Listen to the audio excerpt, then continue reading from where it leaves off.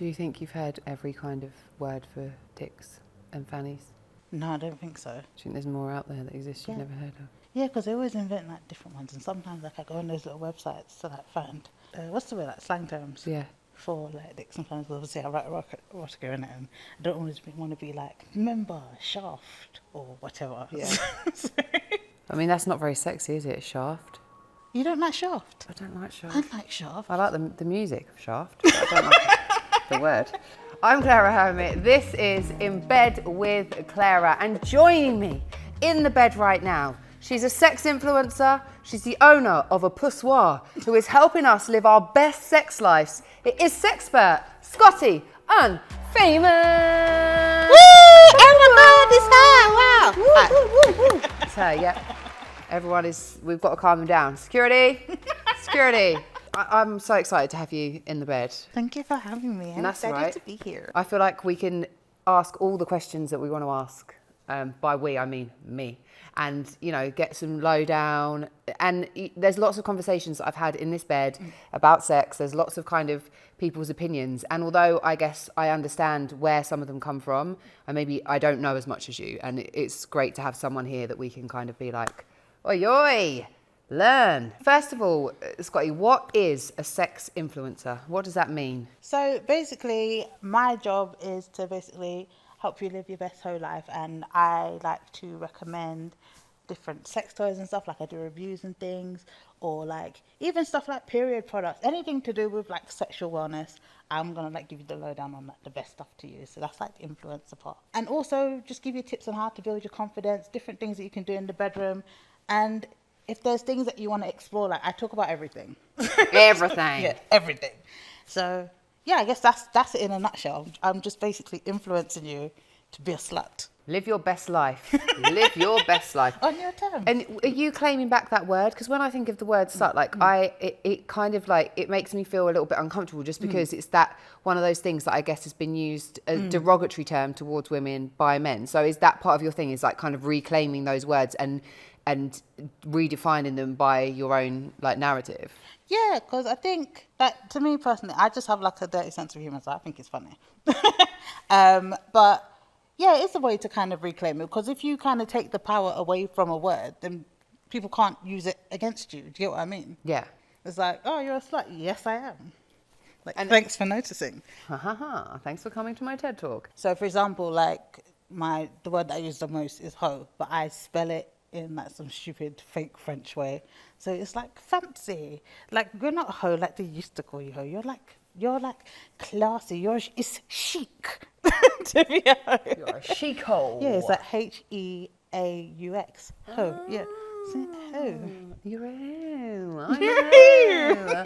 Lovely, darlings. I think it's really important, like as women, that we kind of do reclaim those words and do kind of laugh a little bit at them, because I do think that like some of those words and the way that they're used and what they're used for, like the way that it's kind of supposed to be derogatory because you've slept with like a certain amount of people, is actually, to me, it's humorous. That's funny that someone would actually think that that's a bad thing or would need to be like, would be offended by that, right? So because I think when you look at it on the one hand, it's like with people with penises or whatever, when they're kind of doing whatever they're doing, it's like, oh, you slept with loads of people? That's great. And, you know, nobody really cares about it. But then when it comes to people with vulvas now, it's like, oh, you slept with people. Oh, you're going to hell, you demon whore. Look at you, harlot. Like, and it's such a big deal. And it's like, okay, but I'm an adult. I'm a grown woman. Like, I'm allowed to have sex. I'm allowed to have as much sex as I want. You don't dictate my poussoir. You don't dictate. You don't dictate my poussoir. That's it. You heard it here first. Yeah. But like this stuff, we talk about this all the time, and I think it's the reason I talk about it all the time is because I guess like I'm fascinated by this kind of like the perception of women and men, like how different it is when it comes to sex, and this kind of, you know, the idea that a woman is somehow more valuable or more precious if she slept with less people or no people even. And it feels really icky. And I feel like it's the thing that if I put a video about that, for example, online, it just gets people so angry. Like men, sorry, not people. It gets men so angry. Because honestly, I do not care. Like other women, whatever makes you happy, I'm so happy for you. Like if your thing is that you want to wait till you're married to have sex, I would never shame you. Like I don't think there's anything wrong with that. That's entirely your choice. If you really enjoy sex and you want to go and have sex with lots of different people and you're doing it from like a healthy place, like I absolutely salute you. And I think that can be a great thing. And I don't think that either one of those people is worth more or less than the other person. It just doesn't make any sense that they should be or that they could be. Why is it this idea still so like prevalent? It's 2022. I don't know. I feel like, especially we have like the whole like alpha male podcast stuff as well. It's like this thing where they want to hold on to these old traditions because it keeps them in the places that they want to be, and they're allowed to kind of dictate to us. Whereas if we take back our power, it's like they feel like they're losing out in some way. I don't understand why it's still a big deal. Like I remember I was doing a talk a couple months back, and one of the men in the audience were like, "Oh, I would want my partner, like the maximum people that she could sleep with is 3." What? And I said, a grown woman? I was like, we're talking about like 30-year-olds at this point, isn't it? And I was like, what, so like one man like for each decade? Like, what do you mean? So I was like, how many people have you slept with? And he's like, oh, I don't know. It's like, shut up then. Like, why? This is the thing. They want women to come into relationships knowing how to do all the tricks and suck all the dicks and throw it back and ride it this.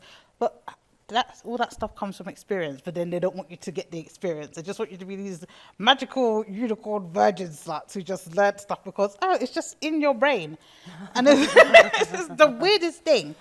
And yeah, I don't understand why they're still stuck on that, especially where we are in 2022 now, where, we've gone through this whole like second wave of the sexual revolution. What's the word? Like accepting so many different forms of sexuality, forms of sex and relationships. It's like, it kind of feels like they're stuck in the dark ages, and it's just very icky. Like it gives me the ick when I hear like men talk about that kind of stuff, or even like when women do it to other women. Yeah.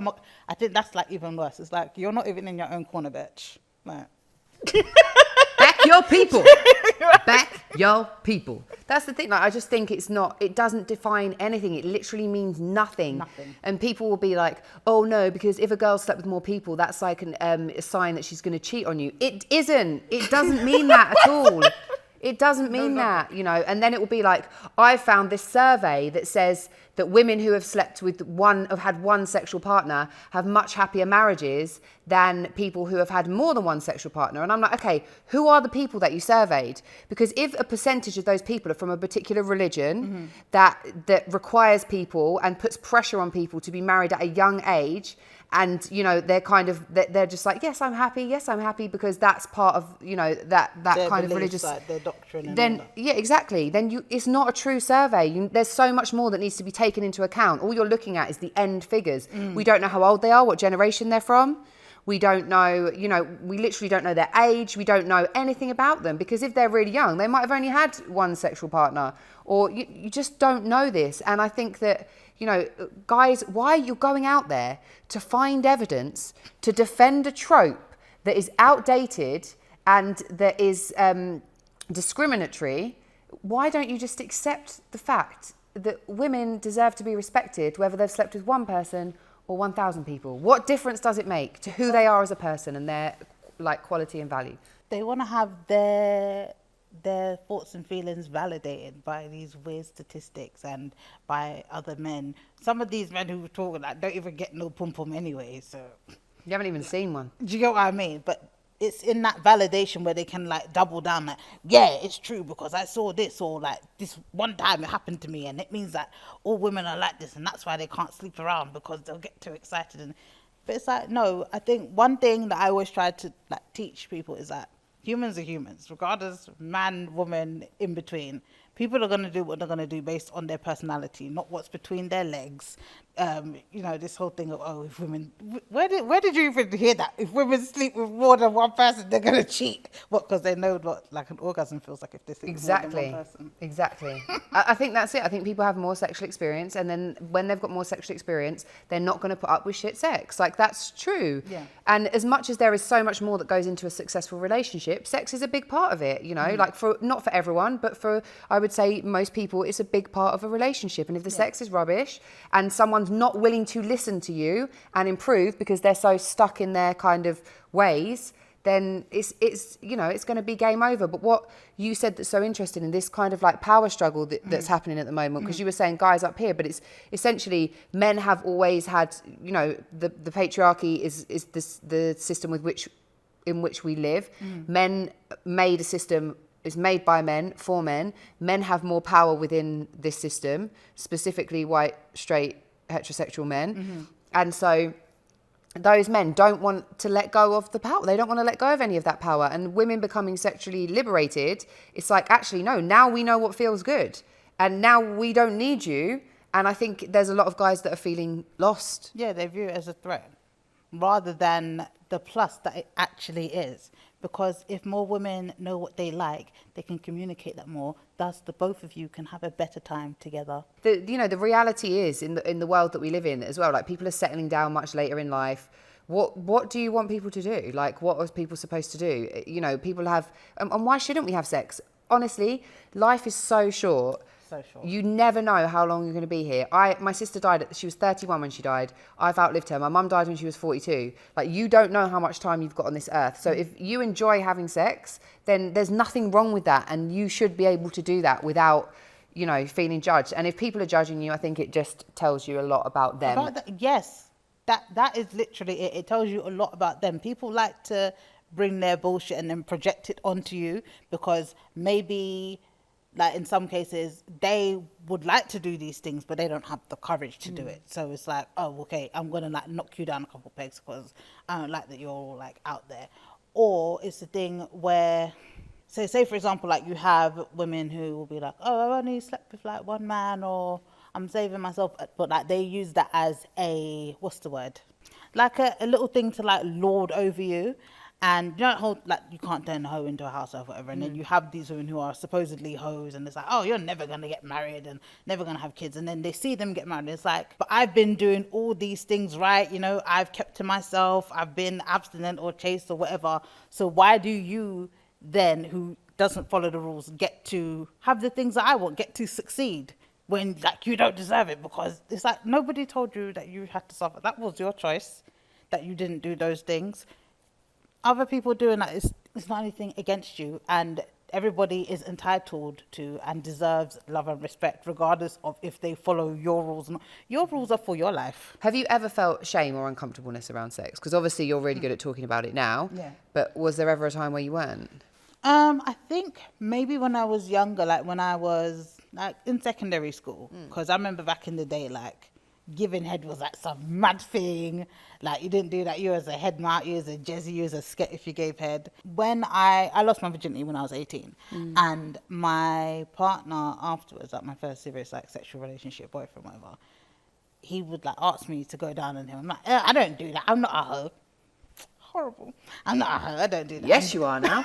Oh my H-O. God. No, what is it? H-O-A-X-E. H-E-A-U-X. There you go. But yeah, so I remember we were having sex and I was like, oh, fine, I'll try it. I was like, but you can't tell anyone. And I was like, who cares? I was like, you can't tell anyone. And I literally sat down, I got a bin and I put it next to him. Romantic. The most prissy thing you've ever seen. And I was like, like spitting into the bin anytime I felt anything come out. And then after I'd like done it, I mean, that was horrible the first time. That was bullshit. Who does that? But after I'd kind of gotten used to it, it's like, is this all it was? And then another thing you find as well, like all these things that you're told that, oh, you shouldn't do, when you get around your friends and then you're like, actually, do you know what, girls? Like, you know, you have a little glass of wine, everyone's lips get loose. I did actually try it. I'm like, oh my God, me too. And it's like, well, everybody's fucking done it. So why were we all sitting here like, oh my God, I would never do that. Like, I'm wifey material. Shut up. we've listened to that programming for so long and heard that programming for so long as women that we're part of that same system, right? Like, Yes. and that's why I think people, like, sometimes men struggle with that, because it's like, well, women think like that too, or yeah, but we've grown up hearing the same things as you. It's only when we get to a certain point we're like, hold on a second, this is so unfair. Like, how is it one rule for you and a completely different rule for me? For what reason? It makes no sense whatsoever, you know. And then you start to go, why have I been shamed for this when you've been celebrated for this? It doesn't make sense. I think each generation, as we come up and we have all these rules around sex, is like, oh, well, you know, only people who are like that do that and da da da. Like, we apply all these rules to it, and it's like, no, like, there's nothing new under the sun. All these things that you lot are getting so like caught up in now, you're gonna get older, and the older you get, the less fucks you give. And the less fucks you give, you just start doing stuff. And like I said, like, you have conversations with people are doing madness. You know, like, sometimes, like, you always have that guy and it's, oh yeah, like, you freaky, yeah, like, always trying to like gas it up. Have you had that before? Yeah. And then, like, you know, you come in there, you're like, oh, you're freaky, okay, I'm freaky too. And then you come in and you do your freak, and he's like, whoa. Yeah. Whoa. Wow. His freaky was doing it with the lights on. It's like, oh, I eat pussy. That's nice. You should all be doing that. Everybody's eating ass now. You are left behind. You're way behind. Catch up to speed. Catch up to speed. What are the most common sexual issues that people contact you about? Because I can imagine people message you quite a lot, and there must be reoccurring themes. One of the biggest things, and that I didn't expect, was confidence. Confidence was a thing that comes up all the time. Like, obviously, they'll ask about other stuff. I think another thing, you know, but what can I do to spice things up in the bedroom? That pops up. But is this from women who don't feel confident in the bedroom? Like, what is it that they don't feel confident with their bodies, asking for what they want? Like, what's the... It's literally like kind of both of those. Right. They don't feel comfortable in their bodies. I think especially after like the pandemic, that was like really big. Because obviously everyone put on like the pandemic weight and stuff. It's like, my body's changed so much. Or if they've had like kids and stuff, or like, you know, when the whole like curvy thing was in, and they're like, my bum's flat. And I'm like, who cares? And then, yeah, the other thing was talking to their partners about what they want. Like, communication is really bad. Because I have to talk about it so much. And shame always is a big thing. Like, they'll be like, I really want to try this, or I've spoken to my partner about it, and, you know, he reacted really badly, so now I'm scared to bring stuff up again, to say like, oh, I want to try this, I just feel like he's going to shut everything down. Yeah, like, those have been the main things: shame, confidence, and communication. You know, I think they're topics that come up again and again on this show as well, is the, you know, shame, confidence, communication. But the confidence one, I think, God, it makes me so sad, because you're like, your body is just a body, and I think we get all of these external images coming at us all the time that tell us what an attractive body looks like. But in reality, like, it really means, it doesn't mean anything. Like, it actually doesn't mean anything. And I think that's for men and women. It's like, you know, I could say, oh, I really like a guy who's got like pecs and like abs. In reality, I've been with guys that have got bellies, or that are very slim. Like, that it doesn't, once you find somebody attractive, and I know that there are physical elements that go into that, but I just think that someone who is confident, like, if you own your body, no matter how big or small it is, if you own it and you come with confidence, and it's just, that changes everything. Yes. And it changes it for you as well, because when you're in your head, when you're having sex, you can't enjoy it. If you're thinking about, and I was talking about this earlier, because I certainly used to do that. What does my vulva look like? Is he thinking this? And I could never enjoy head because of that. Or like, is my bum looking like fat? Is it my cellulite, like my stretch marks? Like, when you're worrying about all of those things, you cannot enjoy it. But if you go in there and own it. And I like that, what you said about, you know, you'd be like, oh, my type is six-pack, but then you've dated everybody.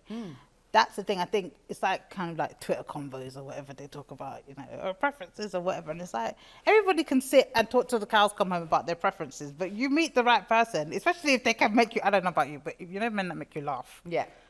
Sometimes I'm off pants for some clowns. And like, they haven't been my like type, whatever, but you know, we just interact with other people. Like, all of these things that we project online, how things are supposed to be like this and things, it's not like that in real life. And that's why I really wish those kind of conversations would go away as well, because you'll see other people who do have issues with their body and with confidence, and they see that kind of stuff, and it just makes them feel so low, and it's like there's no one out there for you. Like, I think, especially like even me growing up as a big girl and stuff, you know, you're told big isn't good, and it's like, well, why? Because man's buff.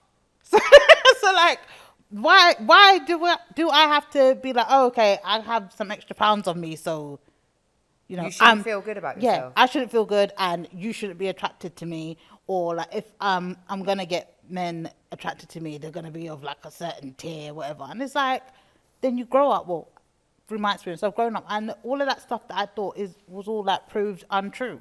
Yeah. Do you get what I mean? I think people need to understand that, yes, there's preferences, but loads of people prefer different things.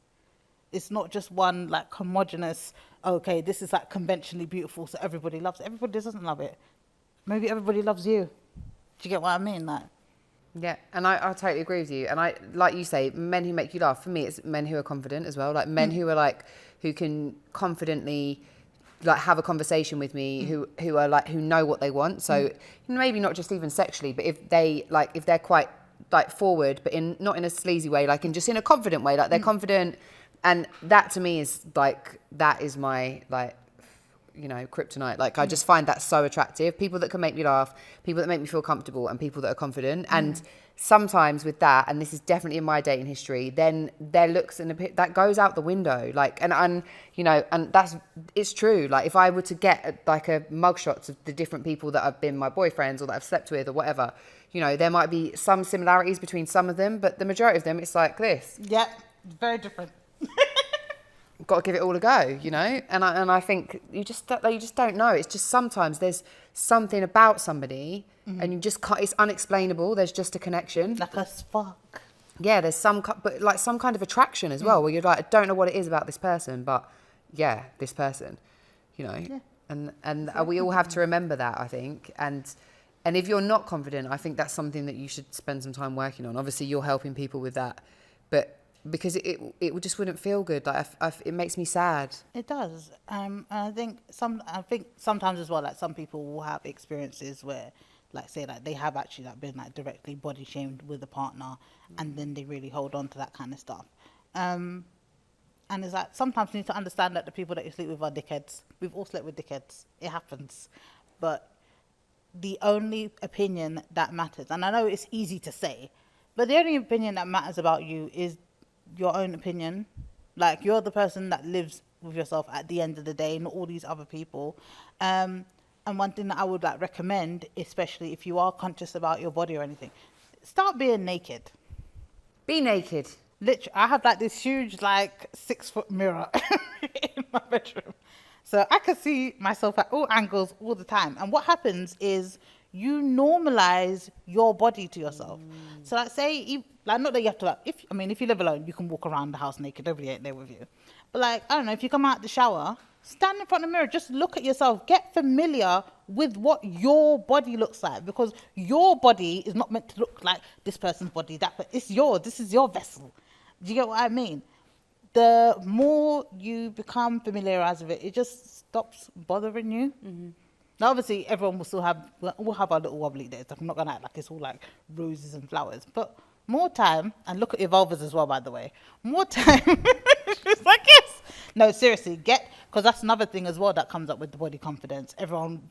Is my vulva normal? But that, I think that's a really big question around like vulvas. And I think I've written this down. I think I've written this down for you. So we'll probably get to it at some point, but we can talk about it now. But when it comes to, you know, like vulvas, everyone's looks different, right? And, you know, some people have got like dangly bits. Some people have got like, they're all different shapes and sizes. And I remember...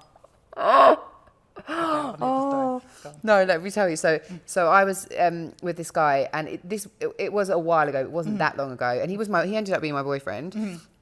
I think it's when we were in a relationship, and we were talking about, like, he'd actually asked me my body count, and I told him, and I was honest with him, because I was like, I refuse. I got to a point in my life where I was like, I refuse to lie anyway. I think if someone asked me now, I'd probably run away. But at that time, I was like, we'd started dating, and he wasn't asking me kind of like from a, I don't know, like he Chauvinistic didn't. kind of Yeah, he was just asking and inquiring, and I told him, right. And when I told him, and he was so like accepting and like cool, it didn't change anything. Like I burst into tears because it felt like, because I've lived as a woman, you know, like my whole life, and that had that kind of like, you know, that heard all of the talk and the kind of like shame attached to it. To say it out loud to somebody and to have their complete like acceptance was just like it kind of reinforced like the empowerment that I had at that place, which was new for me, right? But what he did say to me later on is he did ask me about like my labia, like because it like hangs down a little bit, and he was like, and it's not symmetrical, right? And he was like, is it like that because you've had sex with like quite a few people? And I was like, no, it's really not like that because of that. It's always been like that. My vagina hasn't like just got like baggier or lower, or, you know, or sorry, not even my vagina. Parts of my vulva haven't just changed shape because I've had sex. Why do men think that But their they're dicks the are so outside. powerful? It's the outside part. It's not even my vagina. It's not even the hole. It's the outside part. What do you think? What do you think penises were doing to me? This is what I mean. This is the thing that always gets on my nerves, yeah. When, especially the whole, like you get looser. Why do men think that their dicks are so powerful? We push out human beings. Why is your sorry, a whole human, like a living, breathing person comes out, but you think that your dick is going to alter my vagina? Why? That the math does not math. Sometimes they just don't think. They just say things for bants. No, I think they just think because they're going in, it's going to suddenly just lose all of its, like, it's a muscle. It was muscles. There's huge muscles there. You're not suddenly just because you're poking it a bit with your ting going to make the muscles go. And do you know what as well? Like, have you seen that the meme where it's like, oh, when women sleep with loads of men, obviously they get like looser. Oh, DNA. Oh, and no, then they had the one with like the women did like something back, and it was like all the penises after like they slept with loads of women, and they just got like smaller and smaller because of all the fannies they had. And it's like, yeah, you need to apply that logic, because why would it be true or not? Yeah, does your penis suddenly get smaller and smaller because you're wearing it down as you go? Yeah, like it just starts to like stretch out and just become flaccid all the time.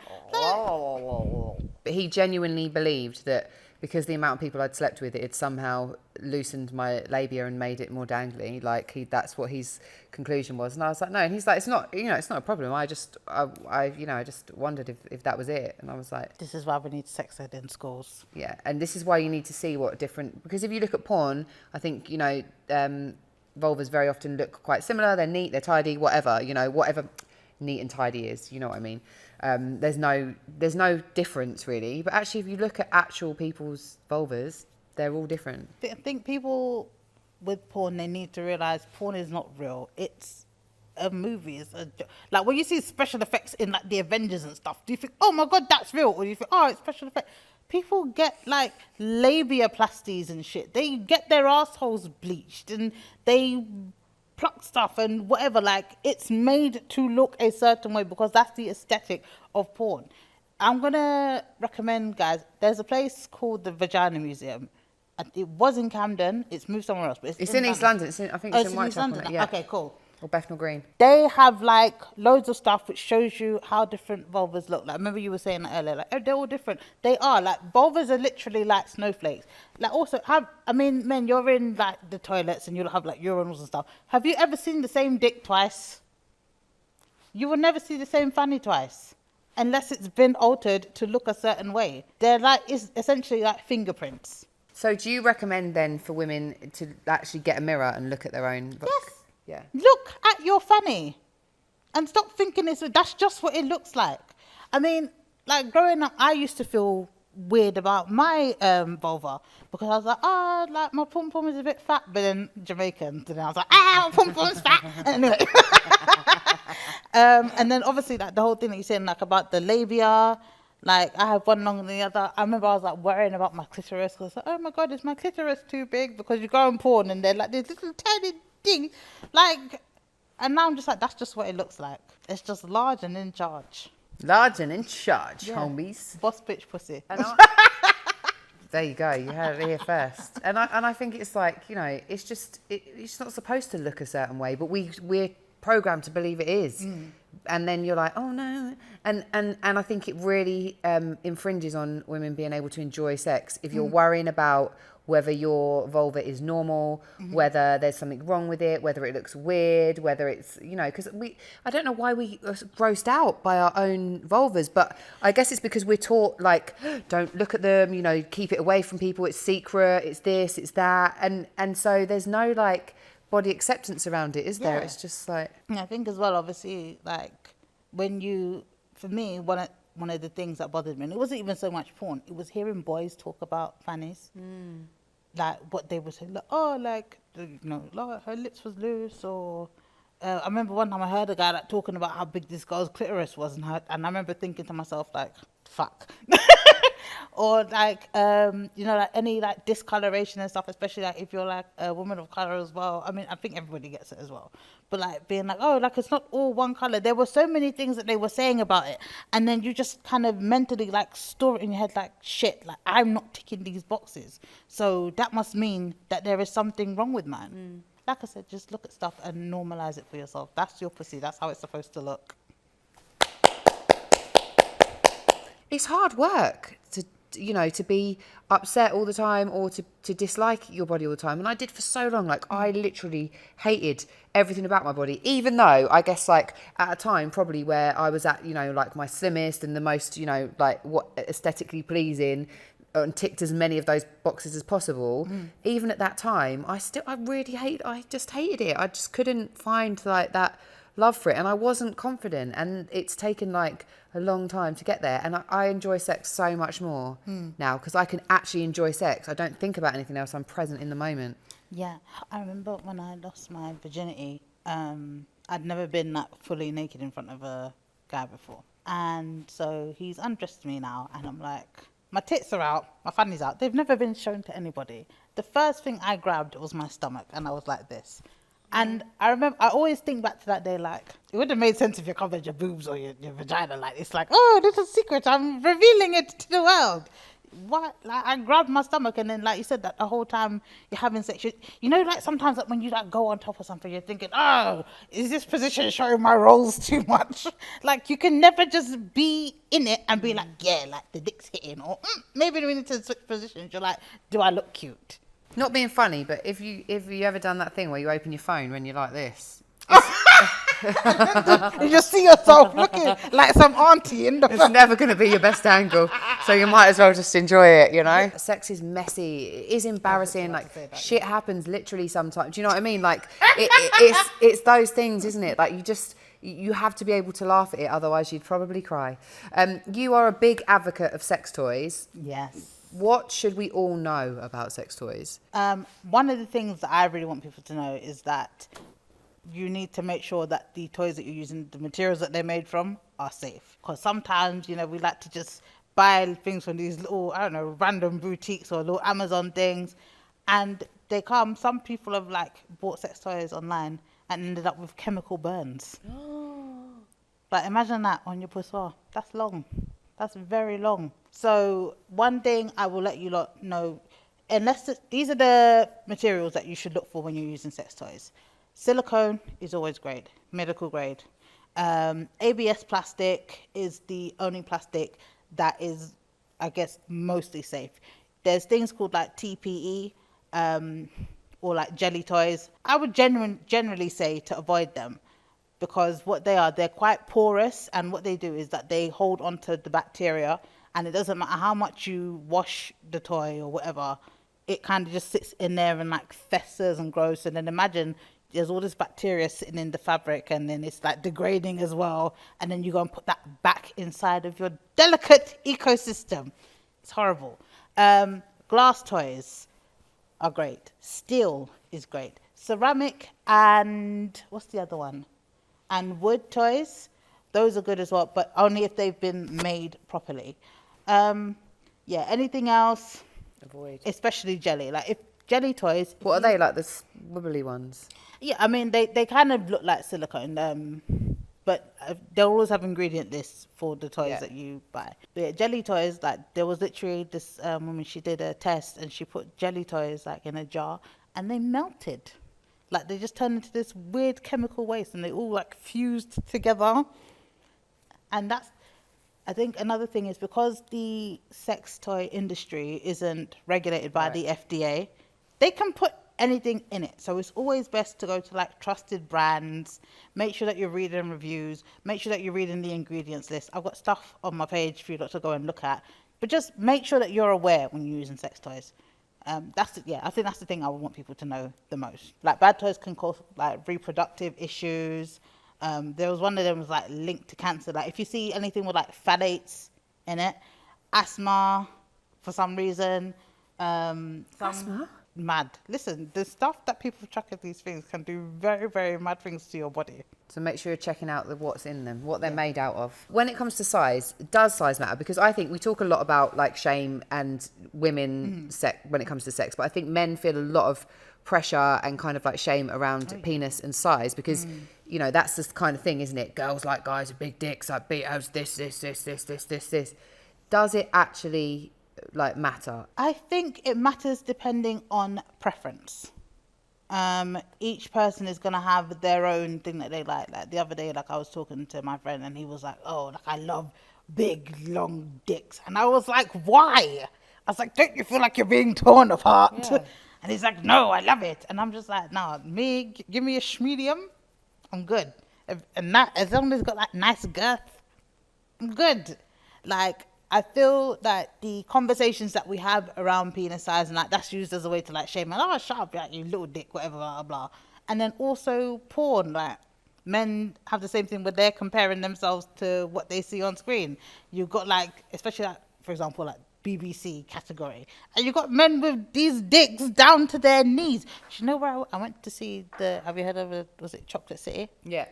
I went to see them and I looked at every one of them and I said, never in my life would I do that. I said, never, because where is it going? But some people love that. I feel like what's more important is technique and attentiveness, because when we come down to sex, because that's why we're talking about that, does size matter? Like, will it make the sex better? Being attentive and being communicative and actually like really paying attention to your partner and helping them orgasm is what matters more. Because you can have somebody that will come with a big dick and they don't know how to use it.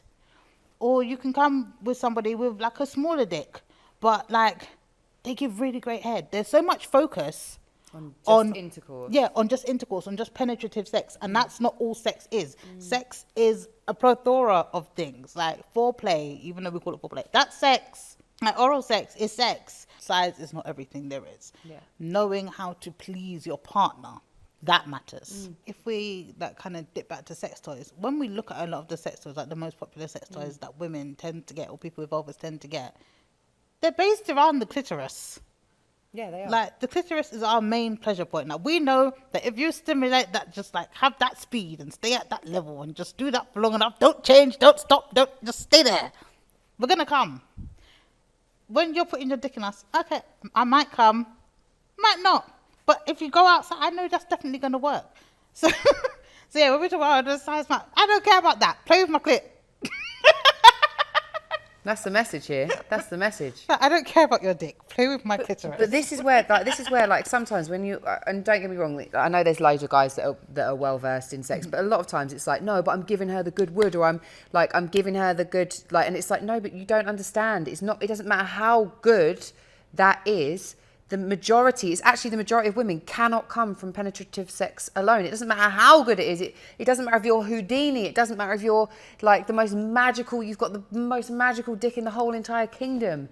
You're only ever going to be able to make a percentage of people orgasm with penetration alone, because that's what their body allows them to do. But for a lot of people, their body doesn't allow them to do that. It's nothing to do with you. It's not personal. It's just the way it is. Porn is cited as the number one way that people learn about sex. As a sex educator, would you say that's an issue? A huge issue.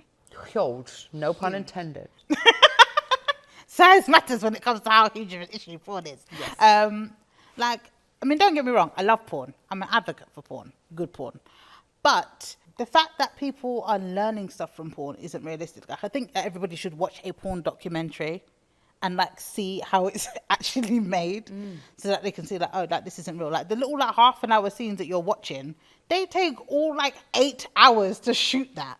And you know, they got the cameramen having to come between their legs and they're having to position themselves. Like, it's a job, it's a performance, it's a movie. It's meant to look appealing and sound good. Like, you think anybody's really moaning? Have you ever like watched porn sometimes and like the girls are making up their nose and you look like, he's not even hitting it good. That's not real. Like, just be quiet. I think that's the difference between men and women. Where like porn is made for men, right? And when you watch porn, I was trying to explain this to someone. It's like when I watch porn, I'm not thinking about that necessarily about that being me. I'm just thinking about it. Is what they're doing, would that feel good to me? Yes. And if that would not feel good to me, it's a turn off. It's the biggest turn off ever, because I know that would hurt my body or that would feel uncomfortable, and I just wouldn't be turned on by that. And I think that's why for a long time I used to exclusively watch like lesbian porn, because so many women do that. And I'm like, you know, and I'm straight. Like I think I wish that I was attracted to women, but I'm not. But I enjoyed lesbian porn just because I was looking at the head and thinking I would enjoy that. Yeah, and it's so sensual. Yeah. Like, they touch everywhere, they kiss everywhere, and then you go to the men one and it's like, dick in your throat. Okay, now let me back. Yeah, like vomit a bit. Please.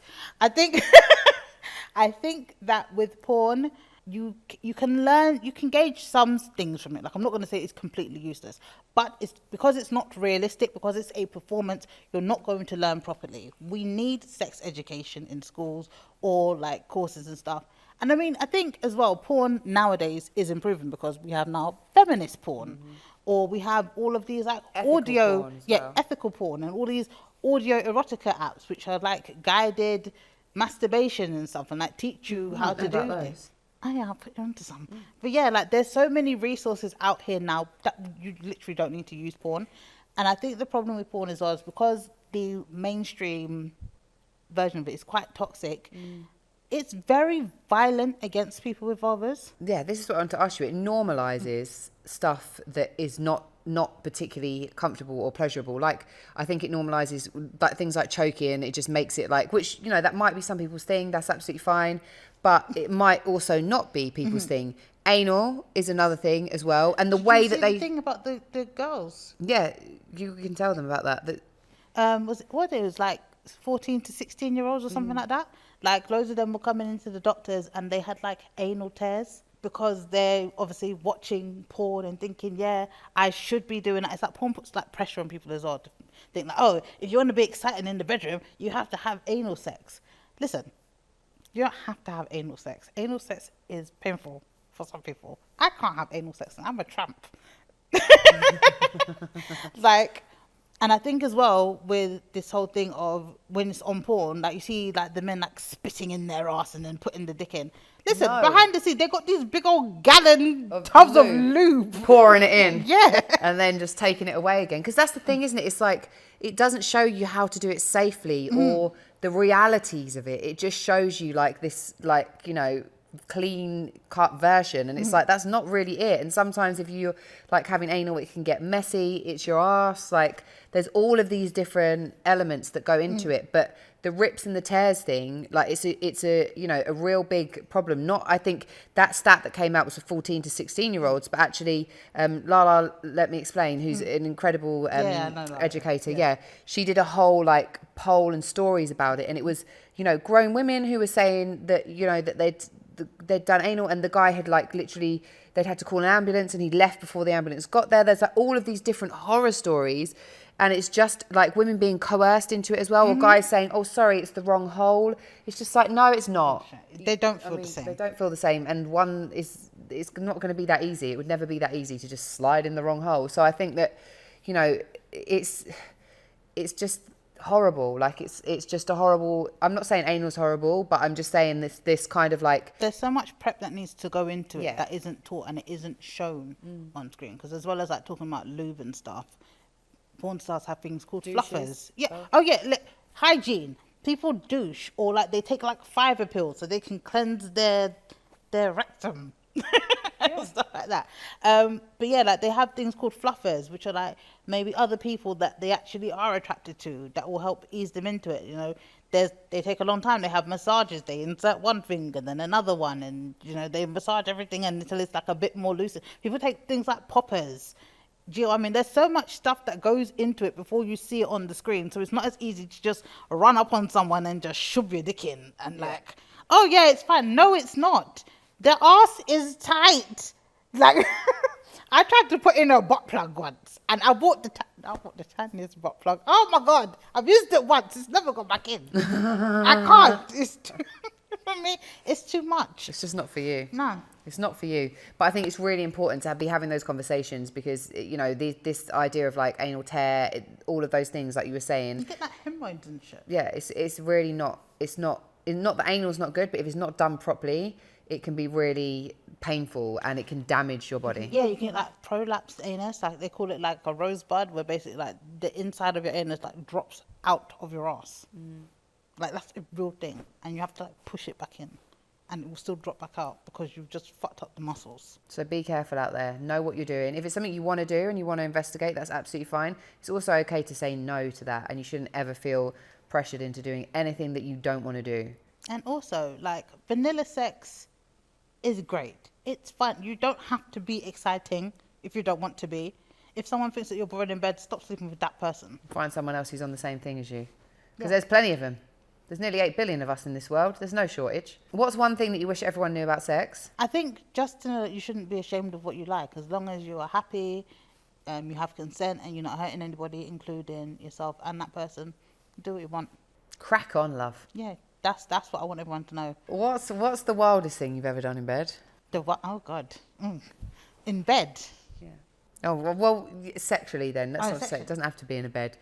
I've gone to a sex party before. Have you? Yeah. What is that like? It was amazing. Was it? Oh my God. It was like Wonderland for sex.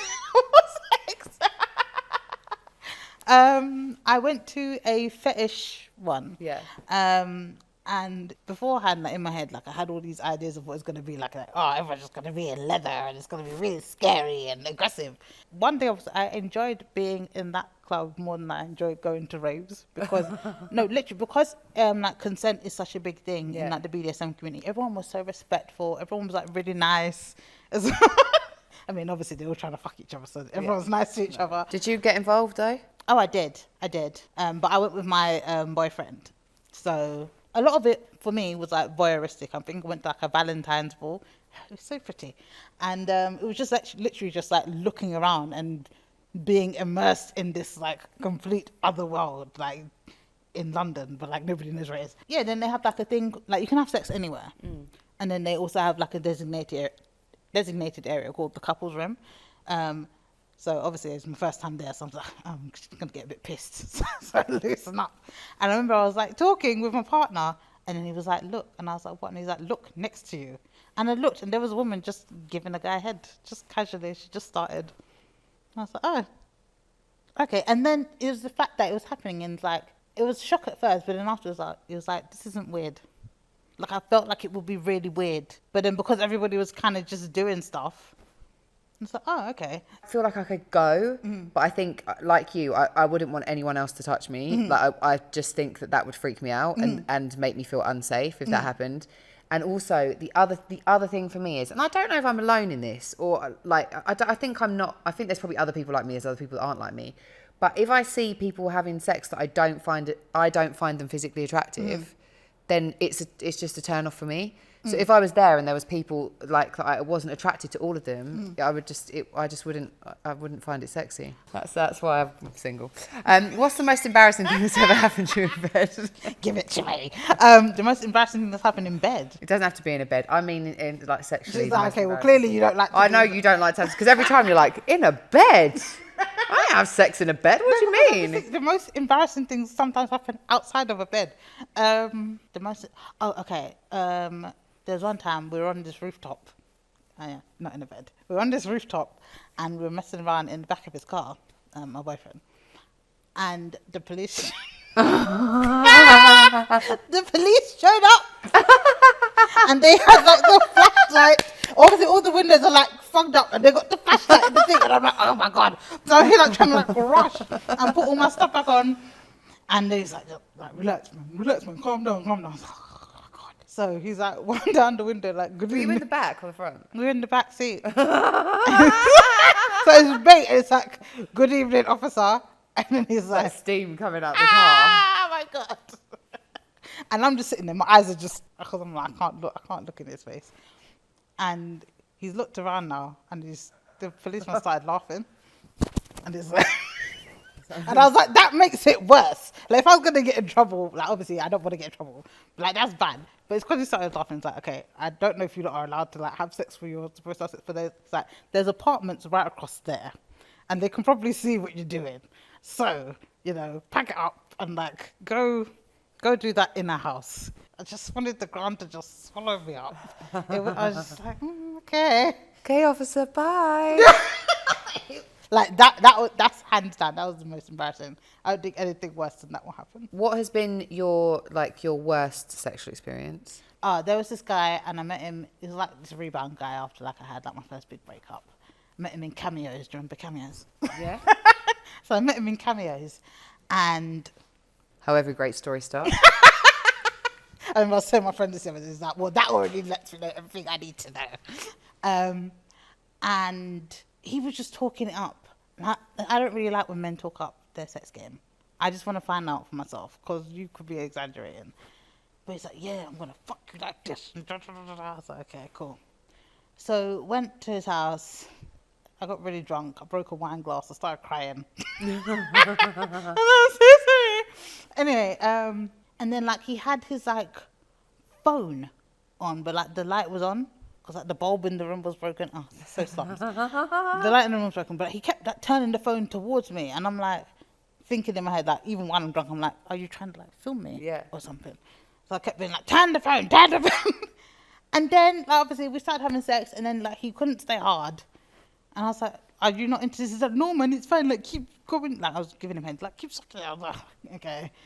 Then the sex came, and he was just talking too much for someone that was doing so much nothing. Like he's like, yeah, you like that, innit? Yeah, that's good, innit? Yeah, bitch. And I was like, what bitch? Like, it was just, the sex was just piss poor. He didn't even do any like foreplay on me. Like, it was just, the whole thing was just bad. I remember I got dressed to leave after that. I come in there in like some knee-high boots, and he's like, oh, the boots are sexy though. Do you want to go again? I was like, sorry, I have to go home. It was No, thank you, sir. yeah, it was just. You put me off in round 1. I do not want round 2. Not at all. I'm out. Stuff like guys not being able to get hard, like all of that stuff that happens to everybody. And it's absolute. That's fine. But it's the kind of like, I guess like that, not talking about it and communicating it, and then also the like giving you mediocre sex and then talking, like you can't call someone a bitch, like you don't know that for some people that might work, for some people it might not. But if you just met someone it's maybe discuss it first. I'd be like, sorry, pardon, what? And the thing is, I like being called a bitch in bed, but your dick was not good enough for you to do that, and also you didn't ask. So yeah, it was just wrong. It was all wrong. It was all wrong, and from all different angles. It was wrong, strong and wrong. He was strong and definitely wrong. What's your best advice for being good in bed? Being attentive and exploring, like the whole body is like a sexual canvas. Use the entire body. I think a lot of times, like when we go to have sex, we automatically go, oh, the dick, fanny, tits, bum, and like that's it. And it's like, no, like our entire body is like covered in erogenous zones. Like I remember one time my partner made me come by sucking my toes. Sorry, you cannot sit in the corner. I like a toe job. Like, because there's a nerve in your foot that actually links to your vagina. So if it's like stimulated correctly, you can have. Is it apparently they're close to each other in your brain or something like this? Yeah. Yes. That's why like foot fetish is like one of the most common fetishes. Well, it's funny you say that because this is years ago, and I was dating this guy, and I don't know why I decided that I was going to give him a toe job, but I decided I was going to. And then he said to me, he's like, it was like the first time getting a blowjob for the first time again. It was like that all over again. And then he said after that he got like not obsessed with it, but it became like a thing for him because he enjoyed it so much. If someone like, it has to be someone who has like nice, clean feet and like they look after their feet and all of that kind of stuff. I don't know if I'm trying to think if I've done it again since, but I think it was just like I was just like, I feel like I want to do this. I'm going to do this. Sometimes you just get in those moods. He was like very, very excited by it. So toe jobs all round. Explore and just be attentive, like pay attention to what they like and communicate while you're having sex. I think everyone thinks that when they're communicating, that's like, oh, do you like that? It doesn't have to be sexy. Talk normally. Like, and don't take sex so seriously. Like, laugh when you're in the bed if something funny happens. Oh, you can't get your head out of your top. You're stuck in a weird position. You farted. Like, you dropped. It happens. Like, I think this need to replicate porn so much has us thinking that we have to have everything perfect. And it's like, sex isn't meant to be perfect. As you said earlier, like, sex is messy. Like, it's just whatever. As long as it feels good, just go with that. If someone wanted to get you into bed, like, what are your green flags? What are the things for you that are big turn-ons? Being comfortable, like if you can make me feel comfortable, if we're like laughing and stuff, like that's good. Or if you smell good. Oh, when you know when people like smell so good, yeah. That one day like you're walking down the road and like, you smell something similar, and you just think, oh, like that's what XYZ smells like, and it just makes you just feel like, oh, I miss him. Yeah. So yeah, if I'm comfortable, if you smell good, and I like to be seduced. Like, yeah, I want to be seduced. Like, don't just like grab me. Like, the easiest thing I think is like to like give someone a massage, not like a rubbish massage. Give me a real massage and then touch my butt. But yeah, I want to like have like dirty talk, and not just like from when we're in the room. Like when you wake up in the morning, start flirting from then. Build it up so like there's all this anticipation, and like go really slowly with everything. Like.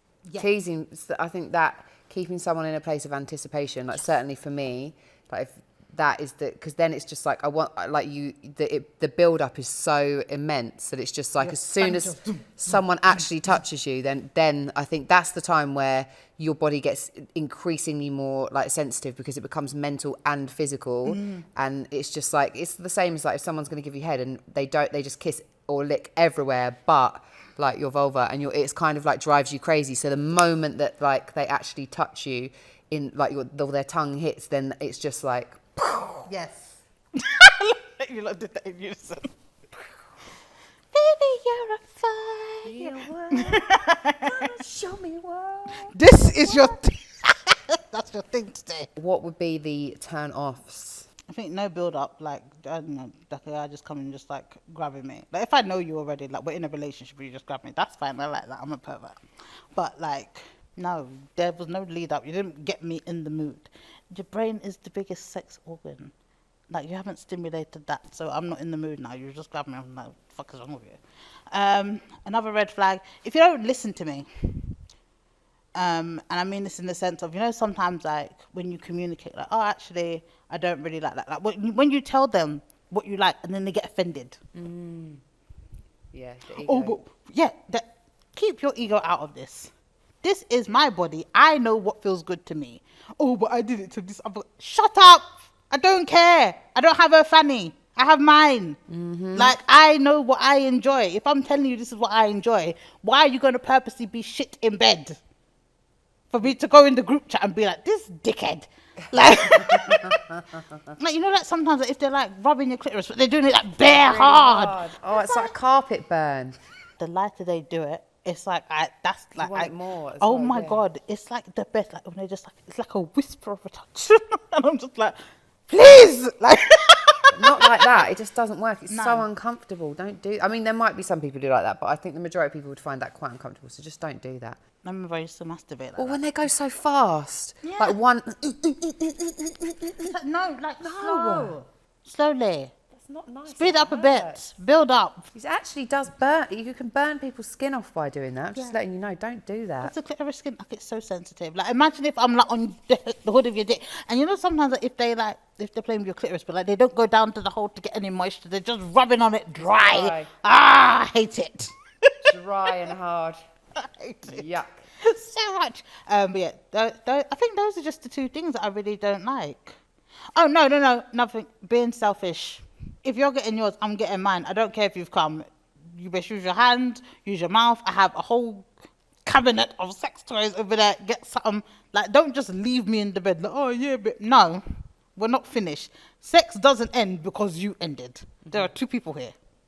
Yeah, and I think unless you're willing to do that, you shouldn't be having sex. That's what I'm going to say. Put it out there. You should not be having sex unless you are willing to put in the work to make sure that both people get pleasure. And just to say, there are some times though, like where I've had sex, it's been really great sex, but I haven't come, I haven't orgasmed, and it's just like, and also it's like, I'm not going to, like, I know my body, and my body's just like, it's just not going to happen for whatever reason. It's just not going to happen. That doesn't necessarily mean that I'm dissatisfied, but like I said, the sex has been really great. It just hasn't happened. And I think, like, when it comes to faking orgasms, that can be one of the reasons why women do as well. Is just like, if I say, you know, I don't want you to feel bad, or I don't want you to feel like you have to carry on, so it's just, this is the easiest way to end it. But I'd rather say to someone, look, this has been really great, but it's just not going to happen. Like, so let's just leave it here, pick it up again tomorrow. Thank you. Speaking of faking orgasms, have you ever faked an orgasm? Of course, we all have. Yeah. Well, I think actually now I think that's changing now. Because when I ask people, when I ask like the younger generation, they're like, no, not faking anything. I'm like, good for you, girl. Yeah. And it's the same as, like, I had loads of people in comments on TikTok. Loads of women were like, nope, I've never faked an orgasm. I wouldn't. Why am I going to make him think that he's better than he is? And I just think, yes, more of that. Tell them this shit. That's how it should be. But on the other hand, there are a whole huge, massive percentage of us, like me, who have definitely faked orgasms before. And, you know, and I think that it's important to talk about it. There's no shame attached to either one. It doesn't make you better or worse than anybody else. I just think it's just how it is. Yeah, that I think sometimes like, I fake orgasms just for it to end. Well, obviously I don't do it now. But you know, sometimes like these men, they want to do like, oh yeah, I'm going to give you the long stroke to long sessions. All these hours on. You're going to burn my fanny out, okay? Like... Dry it out, burn it out, wear it out, tear it out. Have you had friction burn in your vagina before? It's horrible. Oh my God. And then nothing can go up there again for like another week. Like, it's just like, oh yeah, that's great. Just so you can come and leave me alone. Or just if you know that it just means so much to them that they made you come. And it's like, obviously now I look back, I'm like, why were you doing that? Because the thing is, when you fake orgasms and you pretend, oh, it's great, do you know what the person's going to do? They're going to come back and do the same shit again because you told them that it worked. Yeah. And he's like, I don't want to hurt their feelings. What is this thing with trying to making yourself uncomfortable so other people can feel comfortable at your expense? Why? We need to, but I think as women, we need to stop that. Like, we have to stop doing that. You know, it's like this kind of idea that male pleasure is so important. But I really want to make him happy, and I really want to know the way, you know, he should want to make you happy as well. Like it's come up today, there's two people involved. Both of you need to be getting yours. And if somebody is not mature enough that you can give them feedback, they can take it on board and they can work with you and be patient with you, then, you know, I really feel like those people you shouldn't be having sex. Like, you should not be having sex if you don't understand the person that you're having sex with, and you don't have the mental maturity to be able to hear them, to listen to them, and to accept what they're saying as well. Like, you know, I think that kind of men and them, the ego, and like having to tell some guys sometimes, they do get sulky, they do get upset, you know, and it's just like, God, this is, you know, you can't do that. It's not a personal thing. It's just, you need to learn about my body and I want to teach you. That shouldn't offend you. Like, that you should be like, okay, great. Yeah, I want to learn. And that's it. And I think the thing is as well, like, more time when women do stuff, this is generalization. Not all men. But sometimes when we do stuff to men and they don't like it, they let us know. Yeah. And they don't think, oh, she's going to get upset. It's like, oh, no, don't do that. Oh, that hurts. Like, they just say it. But have you ever, like, tried to, like, firm pain? Like, obviously, like, we've spoken about, like, being rubbed, our clits being rubbed horribly and stuff. And you just kind of, I don't want to throw off the mood. Or I've just tried to, like, just move their hand a little bit or do whatever. And then they go back to where they were before. And you're like, oh, my God. Or when they're, like, rubbing your labia because they think it's your clit. Yeah, and they're just completely lost. And it's, like, a pointless exercise. And you're just like, right, I need this to be over. Yeah. I'm going to get myself out of here. Have you enjoyed the time in the bed? I mean, you don't normally do sexual activities in the bed, so this is pretty normal for you, really, isn't it? Just having a chat. Shall we go for a nap now? You ready to sleep? We're going for a nap. Okay. We'll snuggle in now. We'll snuggle in and let our pissoirs rest. Well, you need to let yours rest. After all of that talk. a bit excited over here. Need a little nap, calm me down. As if. I'm just going to go home and get the vibrators out. You know me so well. I like the way you said plural as well. One would never be enough. Never. You different ones for different things.